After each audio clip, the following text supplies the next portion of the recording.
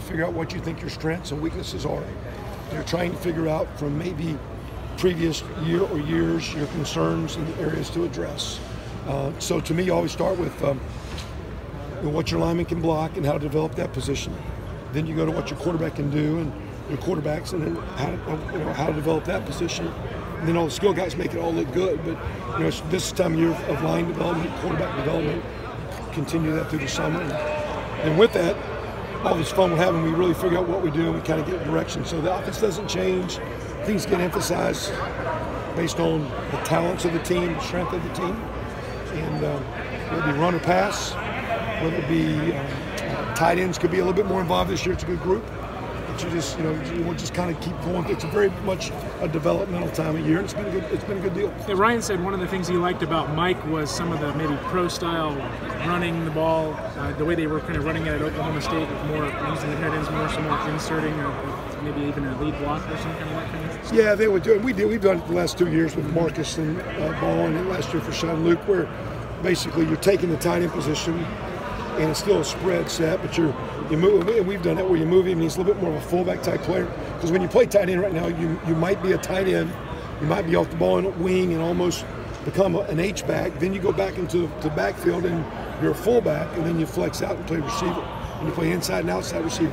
So they go from basically playing a left tackle to wide receiver, and so it's a complicated position. But we've done, we actually stole the play from them, and that was one of Mike's lead plays. But the way our defense is playing right now with the structure, we're not repping that play a bunch, so it kind of comes and goes with this. Kevin, is Luke Farrell getting enough attention for what he can do for you guys this year? Enough what? Enough attention, enough love. He went through 1 year and he didn't put up crazy numbers, but he's blocking and learning and taking on that starting role. Well, he would tell you based on today's practice, I gave him a lot of love. Some good, genuine coaching love. There's a bond that the coach and the player. That doesn't sound like the right kind of love. It's just genuine, good coaching love. Okay.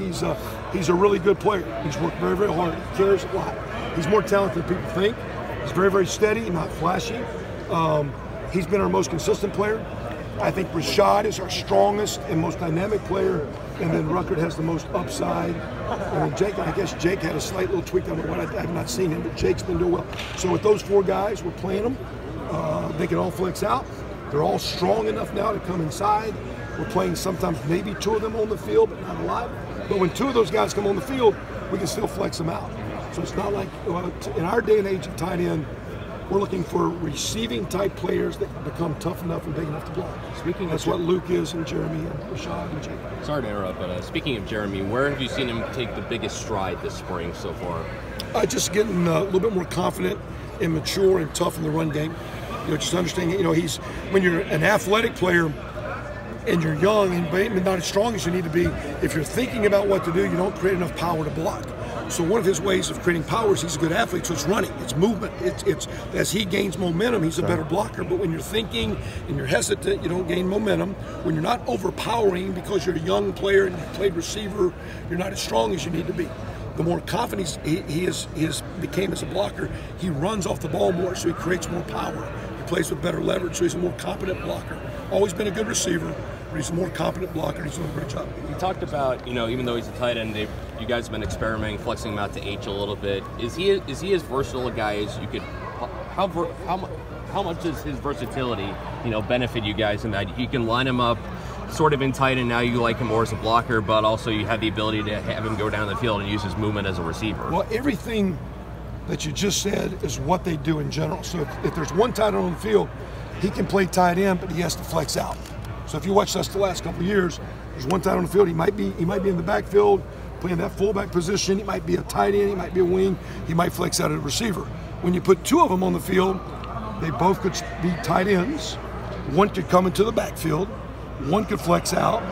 Both could flex out. So every job he's doing as the second tight end, he always does, because that's what the first tight end does. The reason we've never done that, the second tight end wasn't as good as the second receiver or the third receiver or the fourth. So what you're going to do, you're going to play your best 11 or your best 12 or 13 or 14 or 15 people. So if the tight end position is better and their skill set says they can do a lot of jobs, now we change formations, but they get on the field. If you want to do that and those are bad players, you take them off the field and you put the good players on the field. So previously, because of the receiving strength we've had, we've been a lot more spread with one tight end. Now, our receivers are doing well. Our young receivers are going to do well. So we're not going to have a major drop-off with talent at receiver.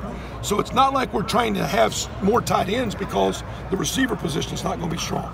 The receiver position is going to be strong. It's just our tight end position is getting stronger that they can get on the field more. In every job they're doing as a second tight end, they already do it as the first tight end. So it's really not it's not mentally, or it's not a new offense. It's just getting the best guys on the field. And Demario McCall has a slight pulled muscle, but you do have Demario McCall with 2 tailbacks, and now he's a receiver because he has that skill set. So it's really kind of cool. And that's the fun part of spring. We're talking about having fun. When you look at bringing in another new quarterback here, just a couple of years in a row, what's the transition like in spring just to find, when Matthew was hurt, Justin wasn't here, to find those strengths and weaknesses that you always talk about to build the offense around? Yeah, it's you get these 15 practices, and then you get into the summer when the ball comes out, we can't be there. Yeah. So they've got to continue to enhance through the summer months. But I mean, it's tough, and it's not coach speak or phony, but sometimes you're really just trying to figure it out, and it takes a little time. I think the worst thing we can do is force it. I think it's bad to say Matt Baldwin can't do this, so don't do it. Maybe Matt can, he just needs a little bit of time. When you get 15 practices 3 times a week, sometimes maybe you need a little bit more.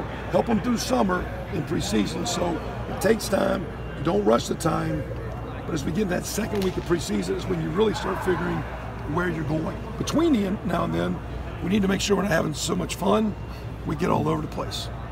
And you're not developing, the toughness you need for the offense and the pass protection you need and the quality of play. So that's, as you look at all these things guys can do, you can become the old master of all or jack of all, and you don't master anything. And so that's where we got to be smart. So if you sometimes less is more. Yeah. So if you go through spring, you basically want, tell me if this is wrong, you want them to run all the same stuff, and then you'll work from that in August, or to some degree. So for example, like last year with Dwayne and Tate. So you can say, well, those are 2 different quarterback skill sets, and maybe they are. But we had to run similar plays because if Tate was going to play with the ones, the offensive line needed to know what to do. And if the second or third team receivers and tight ends were going to play with Dwayne, so it wasn't like it was 2 different offenses because they were different skill sets. You may be favored a little bit more because he liked this throw or he liked this run, but you don't. That's where with what Ryan will do with Coach Dud. We always go to Coach Dud. Can you handle this blocking? Do you want to do this yet? And then we'll go to Mike and Coach David, the quarterback. Can the quarterback handle it?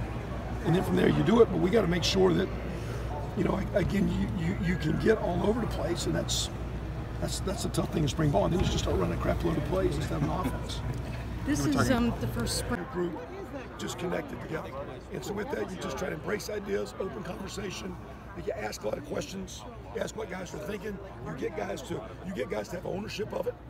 In my position, I get some guys. Hey, like today when they came in, I had a guy in charge, making sure that everyone was here. It was a young guy, but I wanted him to have ownership. So you do as a coach. Hey, Heartline. Today I said, Hart, hey, I'm down here on the red zone. What do you want? Hey, give me your pass. What do you think? Well, now he's got a little bit of ownership in there. And whether it was a good play or bad play, it makes them feel like they're involved. And the more guys are involved, the better you go. One real quick follow-up. What has Coach Yurcich, in your opinion, brought to the table the first several months here? Well, I think kind of like Coach Day was, and like me, first of all, just a different view, because when you're a coach looking at things, it's like when you look at a football play, to me it's a piece of art. And when you go, certain guys see different things in pieces of art. He's going to see a play sometimes different than me. And it's not right or wrong, it's his view. I've got my view. But I respect his view, and sometimes somebody say, that's a pretty good thought.